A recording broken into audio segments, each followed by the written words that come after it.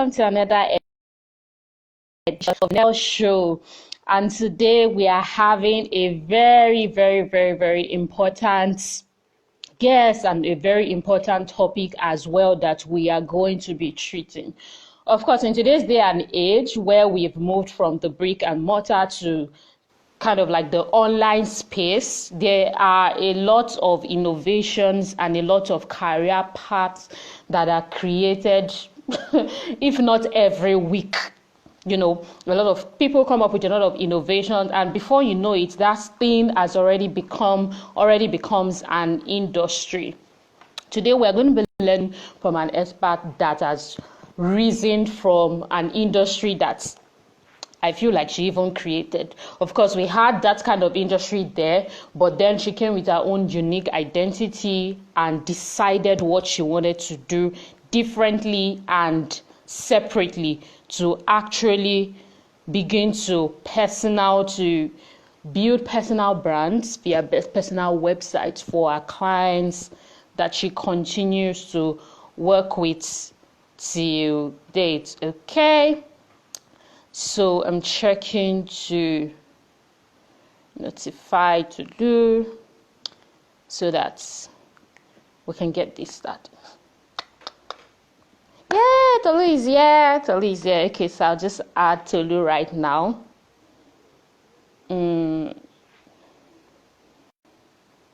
Yep.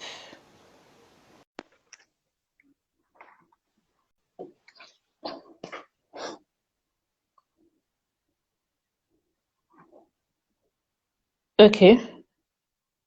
I hope my network is. Oh, let's see.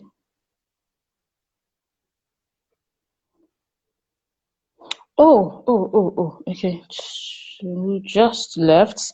Maybe that was network.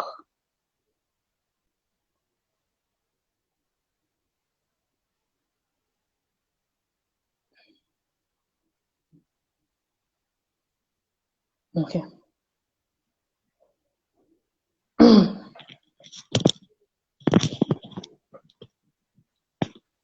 Hello. Tolu, welcome. Thank So you. excited. Yeah. Welcome to the NEL show, Tolu. Thank you. So because I have a lot of questions, we'll just go straight to your profile and I'll just start because like this is going to be, we're going to maximize this 1 hour to the fullest. Okay, so let us meet Tolu.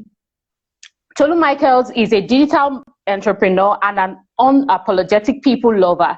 She teaches modern entrepreneurs how to position themselves as industry leaders so that they can attract better clients and impact lives profitably. She has helped students and clients from several parts of the world get the clarity and confidence to communicate their value, raise their prices, and create a bigger impact with their work. Tolu considers herself a nation builder and lays her building blocks by writing, teaching, and coaching. Tolu is often invited to speak at summits, churches, campuses, and conferences within and outside her home country, Nigeria.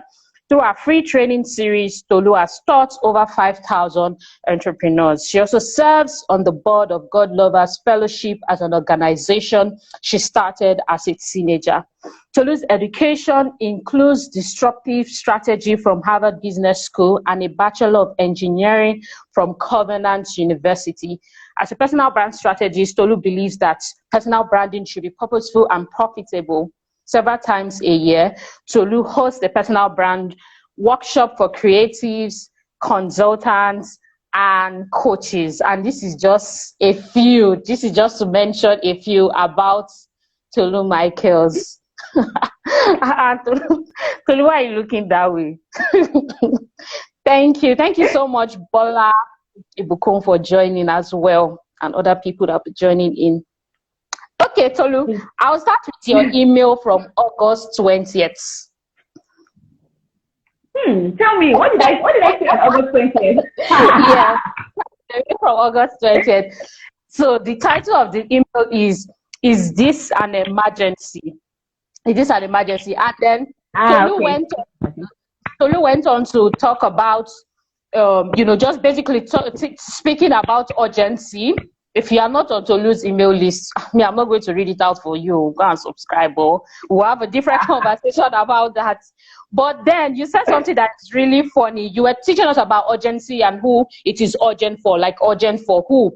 And then you gave an example that you strained your right wrist about 3 weeks ago and you kind of didn't notice. Actually, you felt the pain, but you just kind of like moved on. And before you knew it, you couldn't do your daily task, like completing your typing, your email, accomplishing your daily writing deadline for your books, and so on and so forth, until, it became urgent and you had to attend to that. You had to kind of like fix that. You had to work on your hands. But then the part that really made me laugh was when you said, let me look for it. You said, are you shaking your head at me? I deserve it. Instead of paying attention, to your wrists, that you strained, to your wrist that you strained. Said you were acting as if you had an extra wrist besides your bedside drawer, and I was like, Tolu, please, why do you write like this? So let us start that way. To you, right? Like, to be honest, I really find you funny. I don't know about other people, but I find you funny. Like, Tolu has come again. No, with this kind of write-up. So let us start with that. What informs the way you write? Because of course I know many writers, but your own writing really stands out. It's funny, it is blunt, and of course it passes across the information. Well, thank you. At the risk of sounding cliche, I write like I talk. So when I talk to people, give you the same reaction that you just gave. So people are always laughing when I'm talking, and then I find myself saying, but what is funny? Why are you laughing? What's so funny?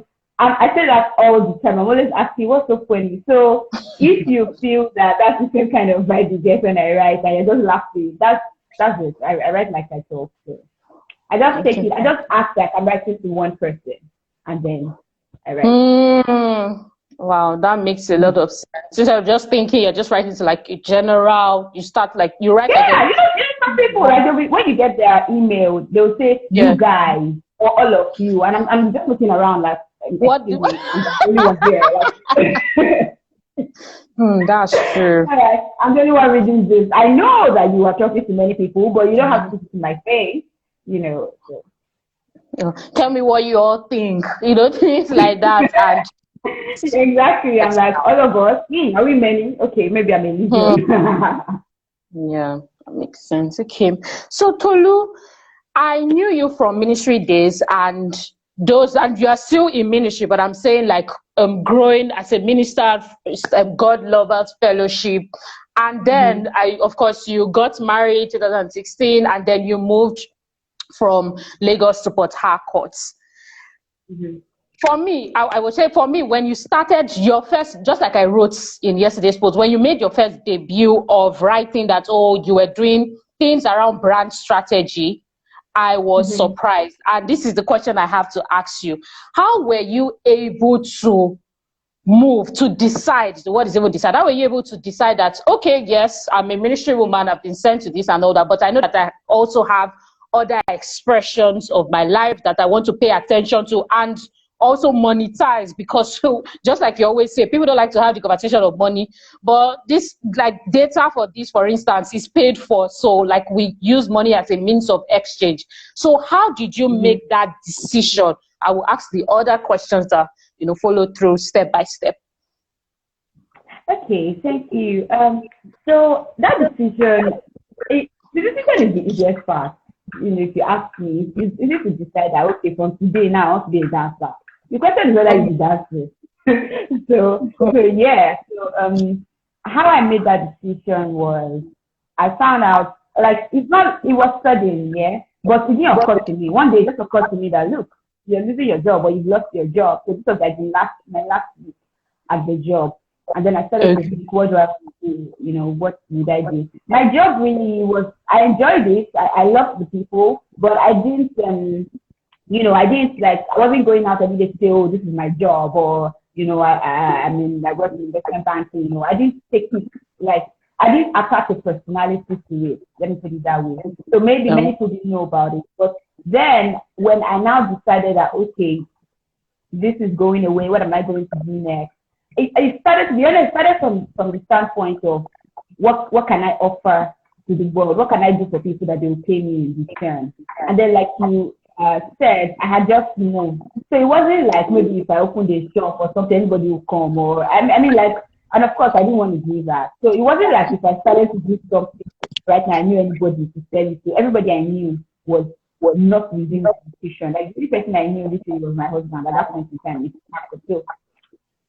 So, you know, I had to think of a solution that I could offer online and that people would want to pay for. So it was from there that I started to look inwards. And I didn't just start calling myself a personal brand strategist from day one. I didn't stumble on that. It was as my work evolved, as I had, you know, I had made money, I had worked with a few people, I'd done a few things. And then I was like, oh yeah, this is what I do. I might as well, you know, take ownership of it. So that was how I entered that really. It was, I found myself in a situation where I really had nowhere else to go but up. I was very, very down, like I had no job, you know. So I was like, okay, since I have this grace of interruption and of doing nothing, whatever I'm going to do next, I might as well be intentional about it. So that was how I started. Okay, so Tolu, as somebody that has been in ministry for over a decade, where you not feel like, you know, charging people, how is it going to feel? Maybe considering that maybe your first set of audience may be from people that knew you from ministry days. Did you have that kind of conflict? Because I see that you even teach it so well, but I don't know if you had that starting of like, how are they going to take it? Would they not be expecting me to do this or do that? So the thing is that, that's it's a good question you ask. And I don't think it has anything to do with ministry or being a Christian. I think that it's a personal problem we need to sort out. So sometimes we have issues personally. So maybe you have a strange relationship with money, or you feel bad about charging people. It's not because you're a Christian. Even if you were not, if you feel bad about charging people, you feel bad about charging people, regardless of what faith you know you have.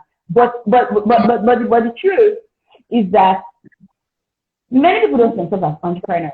So I don't know, you might not know this about me, but I've actually had a shop before. So I wasn't joking when I said that thing about shop. Like, I've actually had a shop before. I grew up following my mom to the shop. So I know that if you're in business, you sell something. I've always known that. So it wasn't a question. So for me, it was a question of, is it a business? If it's a business, you have to sell something. You have to charge people for what you sell. You have to, at the very least, cover your costs. So it was that simple for me. You know, when people say, oh, some other people charge a lesser, why are you charging more?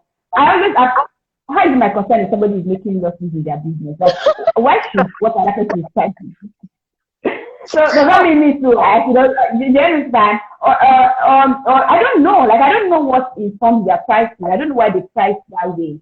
It's not tomato. If it's tomato, we can say, okay, all of us are buying from the same source, we bought at the same price. So why are you pricing your own differently? But even then, I don't think everybody in the market pays the same rent. Or anyway, so pricing for me was a way of saying, look, I'm in business. If I'm in business, I'm going to sell. It was very simple. I never had that conversation around. I still do ministry work, you know. I still support people in various ways. But if I'm in business, see, even my family member, if you come to my shop and say you want to buy something, you pay. It's just me being a prudent businessman or businesswoman. It's not. I don't think we should attach any sentiment to it. So if you see me outside of the road and say, oh, please help me, you know, please help me zip up my dress, help me do this, fine, I'll do it. But if I have a zipping shop or I sell this and you come to my shop, you buy now. You buy. You come to my shop, you pay for the business that I'm doing. But if it's not for business, if it's anywhere else, if I just say, oh, you know, let me help you with this, and then it's a different conversation.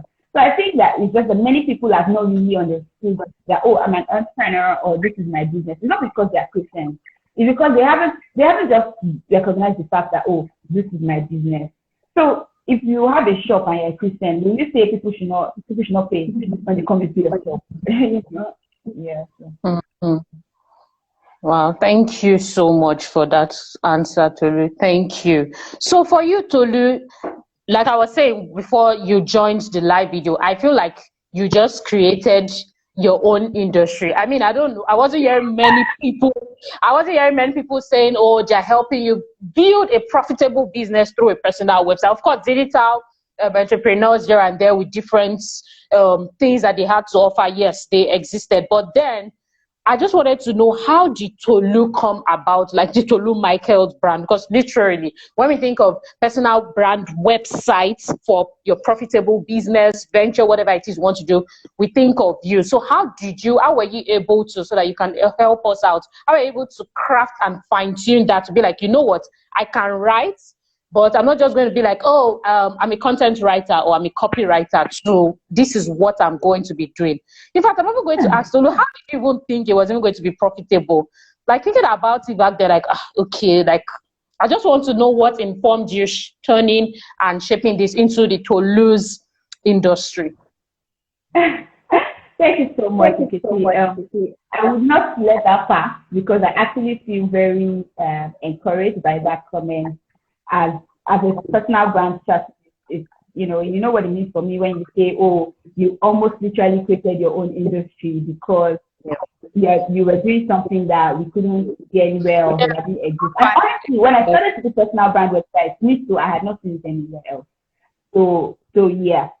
And how I came, so I'll answer your second question first and come back. The second question was, how did I know it was profitable? As a principal, I don't do, like trial and error. Before I come out with a product, please, I assure you that somebody has paid for it. That's my style. Before I build anything, I make sure people want it. In fact, I get one or two people to pay. So I had built my first personal brand website, delivered it, charged for it, gotten paid before I ever put personal brand website beside my name. So it wasn't a question. Like, I wasn't testing. I had done when I knew that it was going to work. And this person was like, wow, this is it. And everybody that saw it was like, man, this is good. So it was, it was after I had done it. So I think that's another thing. People like to, put the title before the doing. So I would say that it was out of wisdom but I can say for a fact that everything I have called myself, or every, should I say, like you say, every industry, every niche I have carved out for myself came after I did it. And I'll do it for a while and I'll be like, what is this? For example, personal brand strategy. Strategy is something we hear like in corporate. I've worked in corporate for a bit, so I understand that. But I started to look closely at what I was doing. People will come to my personal branding sections and they'll be crying. People will come and be like, oh my God, I'm sure I can never be broke again. I know how I'll make money for the next 1 year. And then I started to say, look, so you really help people to figure out the how and the why and the what. So I was like, this is not just session. This is not just one-on-one. So I always tell people, like, my strategy session, I call it strategy session for a reason, because we use a strategy session. Now I have now gone to Harvard to like really learn strategy. But that's after I've been doing strategy for like 1 year. And I've made, after all, it was even the money I made from it that I used to go to school too, So you get what I'm saying? Like, I'm not really huge on, let's pursue certificate, let's pursue name when we've not yet done the work. Except in some industries. So if you work in the health industry or if you work in childcare, you will not get the opportunity to do the work. I won't let you touch my child if you're not certified. But for most other things that we do, right?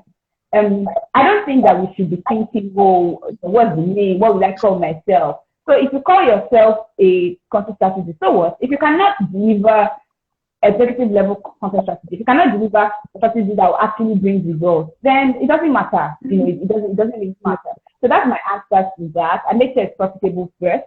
And so, now leading to the second question, like, how did I create that personal brand website? I don't know. Like, there was nothing called that, but I was looking at my work and I was saying, this is a personal brand website.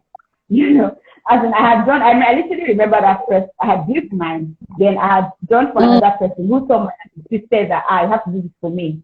And then, hey, I didn't care, and then, and I started to tell people that, look, okay, I built, because I now needed to have a name for it, because people were now coming to me to say, you do website, come and do website for my company, come and do website for my school, come and do website for my church.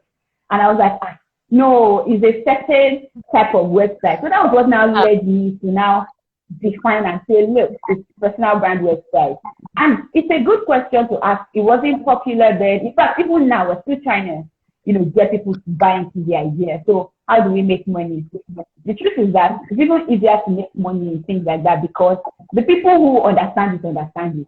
If you get to the point where you know you need a personal brand website, you don't actually need anybody to convince you. You just need somebody that will execute it for you. So what I do to make money, so my strategy to make money was, and I said, look, if you're doing something that most people don't understand, instead of waiting for them to understand it, why don't you position yourself for those who already understand it, you know, and talk to them. Then the people who don't yet understand it, they will catch up. So I have people in my audience who they don't see why they need a personal brand website. They don't, you know, they're not there yet. It's okay, right? It's okay, it's fine. But there are some people who are there yet. So I go for those ones and say, look, pay me, you know, and let me do this for you. My team can build the website for you. So for those who are not there yet, I just keep teaching them. I keep educating them. So that's something. I'm okay. I welcome everybody into my audience. The person that is not my customer today will be my customer tomorrow. So that's how I put that one. Tolu, in this industry, that's, for as far as I'm concerned, you've literally created an industry out of, you know, together with your brand and your name. I see that you also work with, we see that you also work with industry leaders as well, you know, industry coaches, leaders. How do you literally attract? I don't want to use the word attract because you do things excellently. So how do you get to work with such people? Is it that you just say, like, Tolu? Or sometimes do you go through their DMs? Like, how does it work so that, like, you can get your tips and tricks? Okay. Because you literally work with people in those top leaders in their industry, you know, relationship coaches, marriage coaches, and so forth. I like this question. You asked me. Yeah. So attract that you use is a good word because I believe in that thing of attraction. So many people, and as we're talking, I believe I'm also responding with, you know, thinking through mindset. I'm also dealing with mindset because if we don't deal with the mindset, you know, talking about the money is just a waste of time because people will still not be able to. Yeah. So I think that many people have a scarcity mentality where they feel people are scarce. So you have to, the few ones that are available, you have to hustle to be the one that who gets them and all of that. But there are good clients everywhere. Many of 98% of my clients, I've never seen them before. And they are so, I mean, we talk like, you know, we know each other. They can just say, hey, what do you think about this? So even me, sometimes I'll ask some of them, oh, what do you think about this? So I want to make this decision. And I know it's within your expertise. So, and these people, I've never met them before. And this DM thing, I never even thought it was possible until you said it now. Like, oh, I could actually go into someone's DM and just say, doing the personal brand website. I mean, like, it seems odd to me. It's not my style. No, I'm not knocking it off. If it's working for you, keep going. But it's not my style. I don't do it. And so far, I haven't done it. But the people who have found me, some came through others that I've worked for. Some just saw my work. So what is this concept of putting your work out there? Even me, I know that I need to keep getting better at that. Many times when I post my client's website, I get new clients. It's as simple as that. So all these social media managers that their own social media is not managed, just make me laugh because I'm like, you know the power in putting out your work, just looking in a way that people are like, this thing you've done for yourself, I want you to do it for me. And that's how I got my first website clients. As a matter of fact, I didn't think I was going to do this as a business. I was just on the strategy path. But somebody said, I want this website to have. I was like, I did it myself, so I can't really send you anywhere else. Say, yes, come and do it for me. I said, okay, but that's not one of the services I offer at this time. Said that no, that she doesn't care, that she doesn't need my price. And that was how we got here. And then after I did that, I was like, you do this thing so well. And then she was like, she had gotten burnt because she had maybe paid one or two people who just, you know, and she also didn't know what to look for. So when she asked people, they're just like, this website is nice, it's okay, it's good to go. So when she saw what I did for her, she was so angry, you know, like, this is what so she was telling everybody, you know, and literally so excited. I think that she has gotten like 3 clients or so. So that's one way. Do good work. Good customers bring good customers. That's something I believe. And there are good customers everywhere. Do good work. Put your work out. Many of us are quick to say, maybe I need to know more people. Maybe I need to enter DM. Maybe I need to, you know, do this trick or the other. But they don't even put out their work.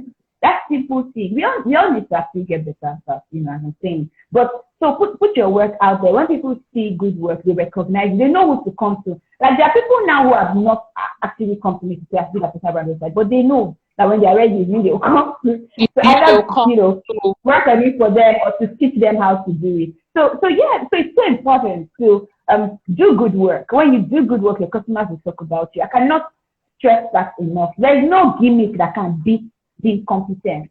When you're good at your job, to give people an incentive to talk about, because guess what? It's in their best interest to do so.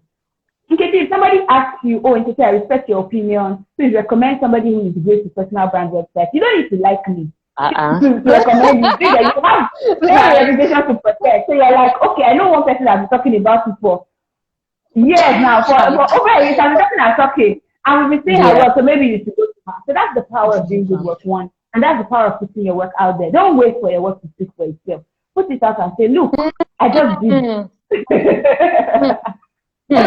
You know? Yeah, and in every industry, we can see those people. If you're looking for an event planner, you can see the people who are putting out their work. If you're looking for a baker, if you're looking for MC, in every industry, if you're looking for, you know, someone to teach you about Facebook ads, I can literally, all the examples I've given, I know who to recommend, people. Not just because I know them, but because they're actually putting their work out there. So that's one thing. And then the third thing is take your personal brand seriously. I know I'm a personal brand, so it does feel like what I would say, but take your personal brand seriously. Be the kind of person that people want to work with you, no matter what you do. You know, there are some people like that. Even if they say jollof rice they're cooking, want to eat their own jollof rice because you want to work with this person. You want to be a customer to this person. So be that kind of person that people want to work with. Be that kind of person that people want to have around them. Be that kind of person that people want to be able to ask for advice. Because these are some of the issues. Some people would buy something from you just so that they have access to you because they think that your insight, your knowledge is valuable to them. So I think it's great to work on being that kind of person. So those are my. Wow, that is really true. Wow, that's really true. That's really true. Actually, like so spot on. People will literally buy for you from you in this day and age because you know they think that hey, they just want you by their corner for future, you know, solutions and opinion, and it makes a lot of sense. Thank you, Tolu. Tolu, how can a person with you know raw and valuable skill, nobody knows this person, blah blah blah, the person is just like, okay, I've heard Tolu now from the NEL show. How can a person with a just raw, of course the person has valuable skill that the person continues to work on, how can they begin to build? What are the things that works for you and then you can share that can of course work in any industry? What things do they need to begin to build to become an industry leader or even build their own industry, just like we've learned from you, or we are still learning? Okay. Yeah, okay. Thank you so much for that question. And thank you, Ajoke, for leaving all these things. Yeah, Ajoke, for being So I have a 3-step framework that I usually recommend, and I'll expand it here. Is learn, create, share. So it takes us back to, hey, that's one of my clients. Good evening, Ayo. So welcome. So learn, create, and share. So if you are going to be a respected person in your industry, you can't be saying what everybody else is saying. I think it's pretty clear to us. The people we admire and respect, we respect them because they have something to say. We respect them because they're different. We respect them because of perspective. And perspective is not gotten by doing copy and paste. You develop your own perspective, you know, by learning voraciously and by implementing. So it's that implementing part, right? Anybody can learn. Anybody can do this IG Live. Anybody can attend webinar. Anybody can buy courses. But the creators always do better than the consumers. Not marginally. Creators are like up there and the consumers are like down here, even though they are consuming the same thing. Because there's a kind of insight that will not come to you until you do. It's that simple. We can talk about personal branding all day. If you don't actually try to work with someone to grow their personal brand from scratch, you know, to like being somebody who people are now seeing, people are now trusting, someone who can now talk to strangers and they will comment or respond, if you don't actually do that work with another person, everything you say about personal branding is just book. And you won't really sound different from everybody else. So that's creating, that's implementing. You know, I was saying to my friend, Ajoke, who is actually here, and then I was saying that if I want to ask anybody about Facebook ads, I would ask her, not just because she's my friend, but because she's the one I know who has spent the most money on it. So you make definitely more mistakes than the rest of us can make. So that's something that you don't get. You can't buy that one in the market. You know, they cannot sit down and teach you. You can't sit down and teach somebody, oh, so this is these are the mistakes I made. Oh, this is where I succeeded. You know, so creating, you know, implementing, doing, learning is in the doing. That's one thing for a fact. So if you are just starting, learn, and so let's go back to learn, right? Let's go back to learn. Be very, very choosy about who you learn from. I think that is another thing. Instagram is not where you don't just use Instagram to decide who to learn from. If not, you'll be like everybody else.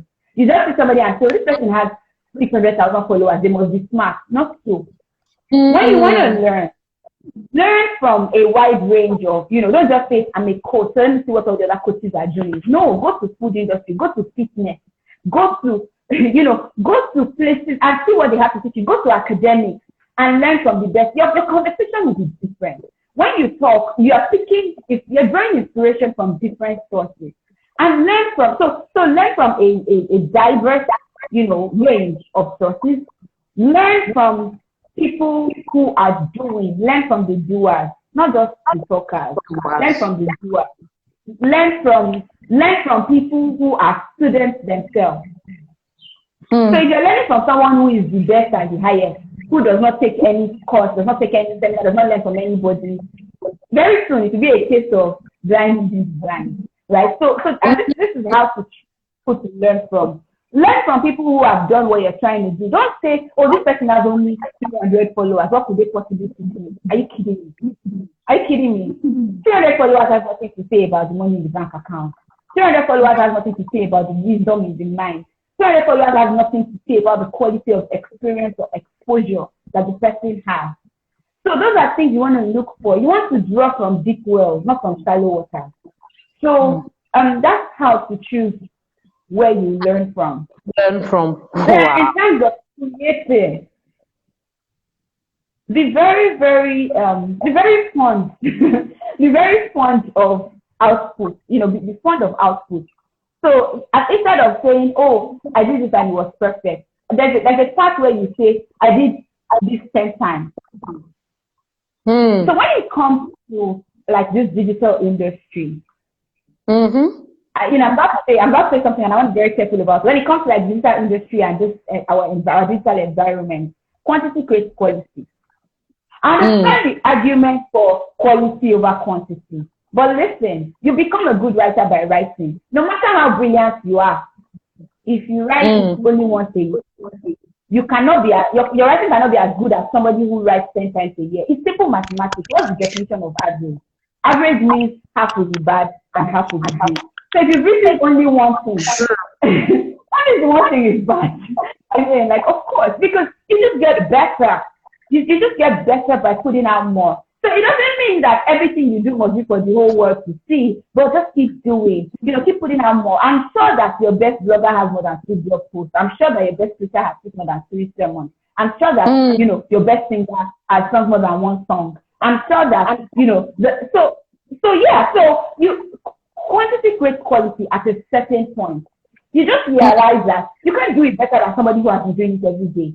You know, you can't do it better than somebody who has been doing it, you know, for not because, it's not just because of what they're doing, but think about that definition I gave of average. Average is just half is good, half is bad. You know, so, and you learn a lot from what you do well.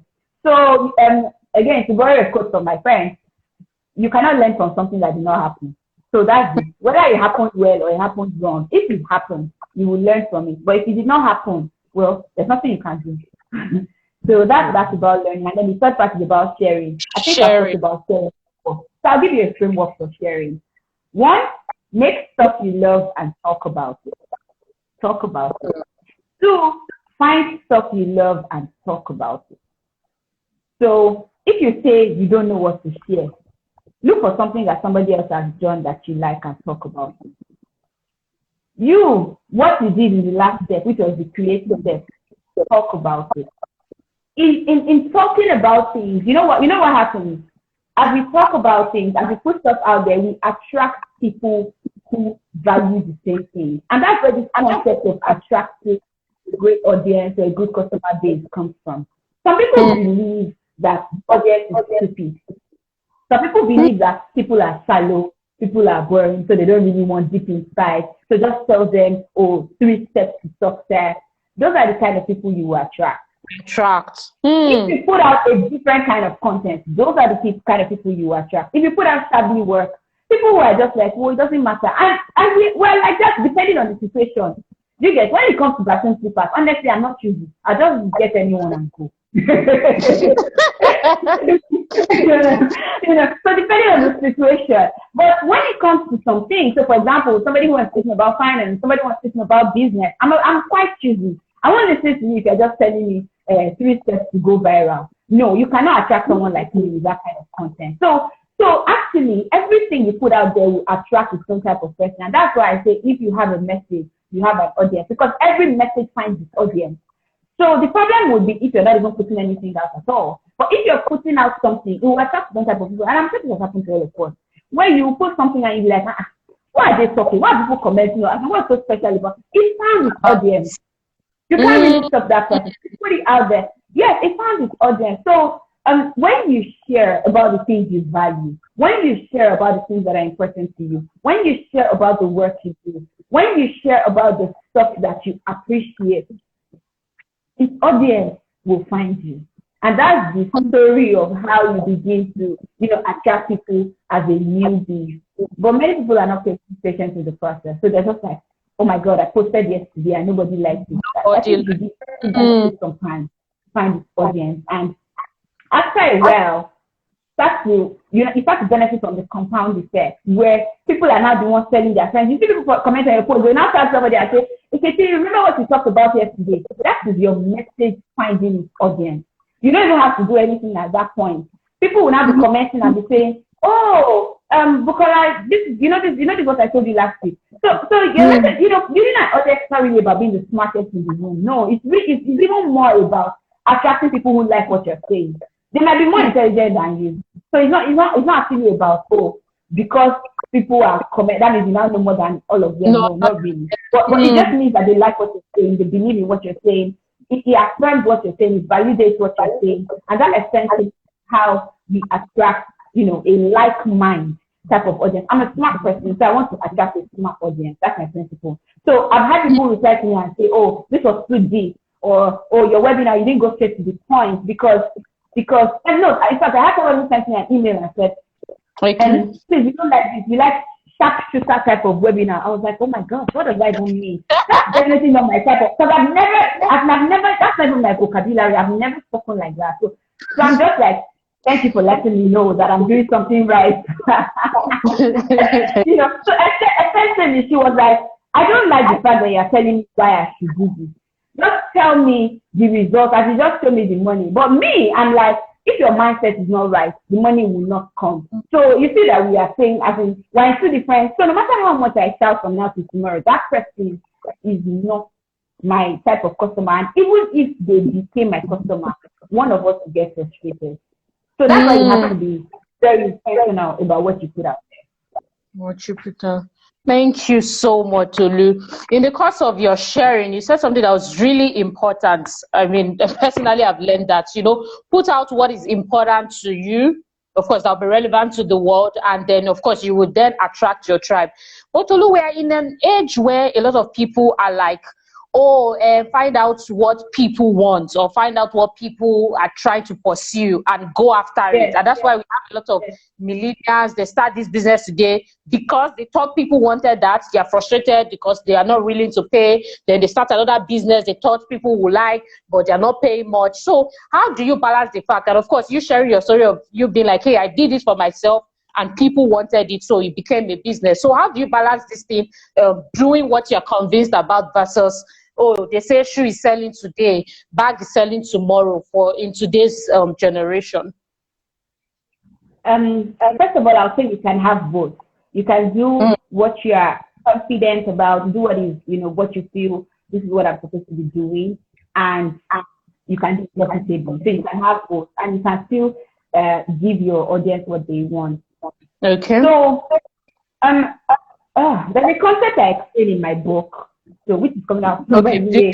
I'm thinking of the short way to explain this concept, but it is something I learned from my professor at Harvard, right? Which he really says that people don't buy products or services; they hire them to get a job done. What people want is not going to change. So if you find yourself being, trendy today, you're selling that, tomorrow you're selling shoes, next tomorrow you're selling dogs, next week kittens, because you're, trying to take what people want. You might be looking in the wrong direction. So let me give you an example. People wanted to move from point A to point B when they were using chariots. They wanted to move from point A to point B when they started using cars. They wanted to move from point A to point B when they're using airplanes. And right now, you still want to move something from point A to point B. You're like, I'm not going to leave my house. Here, come and take it and go and drop it. Do you understand? But it's the same job. So we still the same thing that we're trying to do. It's just that we're finding better ways to do it. So if you can discover what it is that your customers want to do, you can innovate within that space. You can find better ways to do it. So finding out what people want doesn't have to be that, okay, you are doing something today, you're doing another thing tomorrow. For me personally, my take is that if it's not working, you can tweak it, you can change it. I don't have a problem. I don't judge people who keep changing things, because I believe that when you find the right answer, you sit down and stop changing. So yes, there is that. But there is also the fact that you might need to look again. You might need to be patient enough, and you might need to ask the right questions.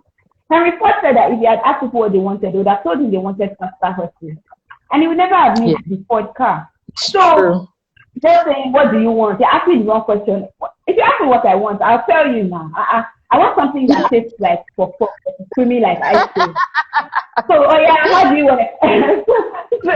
so do you see? So I just know how to make it happen. So I'm the wrong person to ask what I want in that sense. But you can sit with me and try to understand, what do I desire? What are my hopes? What am I trying to accomplish? What am I scared of? What is the one thing that I must avoid at all costs? You can sit with me to try to understand that. You can sit with me to try to understand what are the limitations I've faced in trying to accomplish this thing. What struggles have I had? Or what have I tried in the past to do this, to make this thing happen? As you have those kind of conversations with me, you now have a better idea as an entrepreneur. You are the entrepreneur, right? You're the innovator. Me, I'm just the one you're asking what I want. So you now have a better idea. So from where I stand, and with what I believe is what I have to give to the world, this is how I can get this job done for you. So it's not really so much about changing what you feel you're called to do. It's more about changing how you see what people want from you. So instead of just saying everybody must buy my course, have you considered that maybe I don't want a course about how to unschool myself? I just want a teacher to come and do the homeschooling. You see? So it doesn't change the fact that I want my child to be schooled at home. But it might now be that we are not, gelling on how we're going to make it happen. So it's a really good lens through which to view product, services, and customers in terms of what is the job here? What are you hiring this product? What are you hiring this service to do? I'm bringing it home to some of our digital services. So I guess the most popular one is content. Everybody, has something to do with content these days. Some people would say, look, what I want to do is I want people to click on my ads. Some people would say, I want people to open my emails. Some people would say, I just want to see how much I'm making. And then some people would say, so based on what they say, then you now begin to diagnose and say, if this is what I'm offering, how do I fit into it? How can I provide a solution or a framework that would get them to this destination? So there's always an alternative. I think that's one thing we should know. Our customers always have alternatives. There's nothing like you are the princess, so they must buy from you. There's always an alternative. So what you want to say, how can I do the best available option based on what I do? So if you cannot find yourself being the best available option for that job, if you can honestly look at yourself and say, wow, this is the job my customer wants to do and I cannot do, then of course it's fine. You can change what you're doing. You know, but that's after you have actually discovered. So, but it's not what people want in terms of, oh, today people want. Look at dance industry now. Today people want to dance as one so tomorrow, quickly, shocking they want to dance. So I mean, you can't keep. Yeah, so that sex will continue to evolve. But the job that people want to get done is timeless. It's timeless in that sense. Just using that moving from one place to the other example that I gave. So it's about how can I do this? Yeah. Wow. Thank you so much, Tolu. Tolu, you have such a loyal tribe of following that believe in your work and, you know, are just there to comment and basically just be a part of what you do. Currently, at the time of the recording of this video, even anticipating your book, I'm personally anticipating your book. How were you able to build that without reaching 100K followers? Because I mean, this was, I think it's still a conversation, but one time it used to be a conversation where people thought, you had to be at 100K followers to kind of like just be something in your industry, or, you know, attract a loyal following of people that trust you. So how were you able to build that? Even before getting to 10K followers, how were you able to build those loyal tribe of people that just believe and respect your work?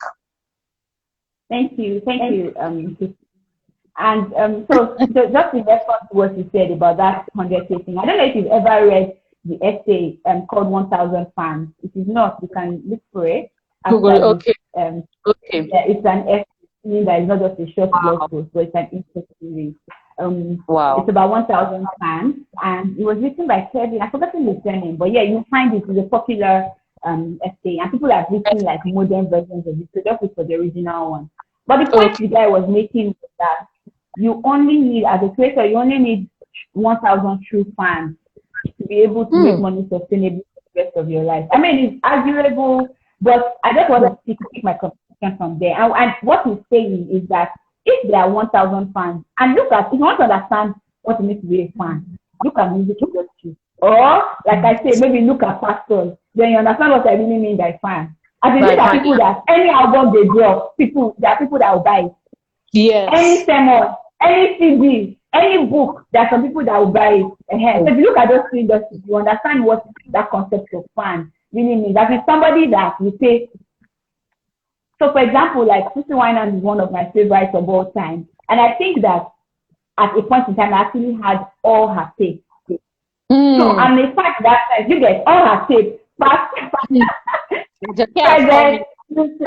yes, that's what I'm laughing. Anything they put out, you get. So that's what I mean by fan. I don't mean fan as in somebody that says I'm your fan, even though that's powerful. You know, if somebody actually says I'm your fan, it's actually powerful. But I mean somebody who would. So from his perspective, that's what he was saying. That imagine if you had 1,000 fans and you were selling something worth $100 only you per year. So you have at least 1,000 people that will buy that 100,000. So that was his point anyway. But leaving that, I want to now bring this to a different picture. How do people become fans? So if we're to look at it at a broad base, you have your audience. And one of my favorite things to say is that audience is different from customer. But yeah, so you have your audience, you have people who listen to you. And then from there, you know, some will stay and some will say, okay, you know what, I think I like this person. I want to follow you. You know, I want to keep seeing your stuff on my timeline. I want to keep hearing from you. And then some will now stay and say, in fact, I'm now officially, I'm your fan. Anything you sell, I'll buy. Anything you say, I would listen. I'll pay attention. Anything you recommend. And that's why we have micro-influencers these days. People who have 2,000 followers who can drive, you know, 50 people to an event. People who have 5,000 followers who can drive 100 people to buy a product.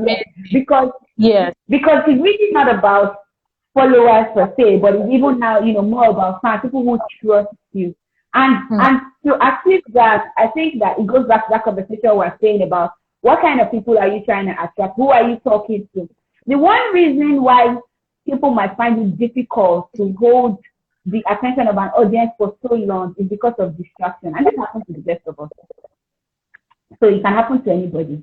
But look at it this way. I came to you because you were talking about fancy. And that's what you talk about. And I love it. I love to hear it. You know, it just tickles me when you talk about fancy. So, and that's why I'm always after 2 months, you now say it's time you guys are going to be talking about every day. of course I'll drop off because I'm just like, no, let's not. So That's that's why. one thing. Yeah, so it doesn't mean you should continue talking about art and food, but it also means that you should be conscious of the fact that there will always be some people who are here for a particular reason, for a particular message, and within the wiggle room. Because look, we're dynamic people. We're not going to stay in the same thing every day or keep doing the same thing every day. True. But at the core, what is the core of what you're saying? What is that thing that will always be true? And are you true to it? So that's one question we should ask ourselves sometimes. But then, of course, the other thing is that some people will just stop liking you. You can't control that. So some people will just be like, you know what, I'm on a different frequency or whatever, for whatever reason, that will happen.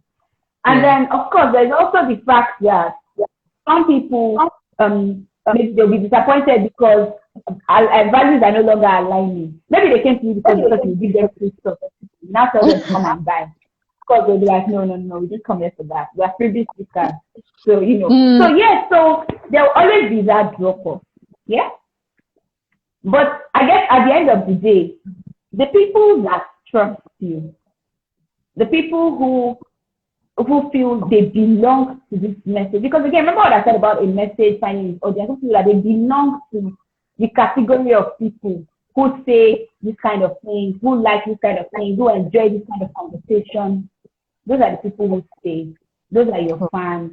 And those people, for them, it's not really about whether you have 10K followers or you have 15K followers. They just enjoy being around you.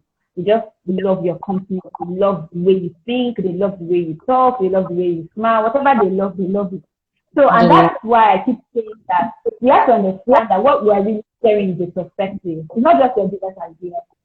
You're sharing your perspective. If you think about all the people we know and like, there's something about the way they think that we actually like. So it's not just about, oh, I like that the fact that this person is a fashionista, or I like the fact that, oh, this person makes shoes. There's something about them as a person that we like. And if you can tap into that, you'll begin to understand why people who have 2,000 followers can have 200 loyal fans, and someone who has, essentially what I'm saying is that followers and fans are at different level in the journey. And the fans will always be smaller than the followers or the general audience. You cannot, I think that's always going to happen. So, but you have to stay true to what is your core, stay true to your message, stay true. Don't allow looking for more followers. Do you understand? Because fans is where we're going. So you can't allow that one to distract you, you get, from the core. It's like people who say, oh, popularity and profit. There's nothing wrong with being popular.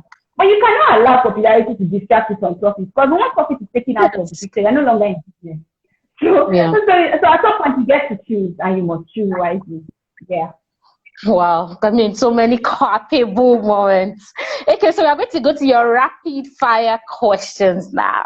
Thank you so much for I like expect the unexpected. Okay. So your rapid fire question, you're not supposed to, like 30 seconds is not supposed to pass so before you give me the answer. I'm supposed to overthink it. Okay. So the first one is, Tolu, what's your favorite color? Oh, I didn't hear your that. Favorite color. What's your favorite color? Blue. Okay. Blue. What's your favorite food? I don't have a favorite food. Okay. What are you allergic to? Road travel. I don't know how to explain it, but yeah, I have a car sickness type of thing. Okay. What's your best movie? Maybe in recent times or an old one. Your best movie. Well, let's talk about the one I watched this week. It's not my best or anything, but it's Another Home. It was just very Another Home. Another Home. So like instead of Sherlock Holmes, so but another home. I mean, I just stumbled on it and it made me laugh. And you liked it, so okay? That's my most recent. Recent. Okay, what's your best book? It will be 316 by Mark Kedo. It's an old one, but yeah. I think it's timeless for me, so I'll keep it as my best. I have many books I like, but This this one. one, I've been reading it since SS2, and I still feel the same way Ah, about it. it's the best. It's already like really the best. It's the best. Okay. So were you born in Nigeria? Were you giving birth to in Yes, Nigeria? Okay, if you weren't yes. born in Nigeria, what country would you have liked to be born into? I've never thought about it, sorry. Sorry, I'm not answering our question, so sorry. I don't know the answer to that one. I've never okay. So let's go to this or that. So gold or silver? silver, Okay, black or white? black, white. I don't know. They have to say to me. We'll go with I love that one. yellow. Okay, let's go with white. White. Okay, we'll go with white. Okay. What do you think? You said we'll go with white. I want to say we'll go with black Yeah, before, since white. that was the first. Okay, for No, white. but if you look at it based on what I do. Okay, So yellow. now, even if I say I like black and I never use it, doesn't matter. Since I use white so much, so it's white. Okay, yellow or pink? I don't like this color. Okay, fuchsia pink. Okay, pink. What's your favorite? What is one favorite thing about your husband? He's really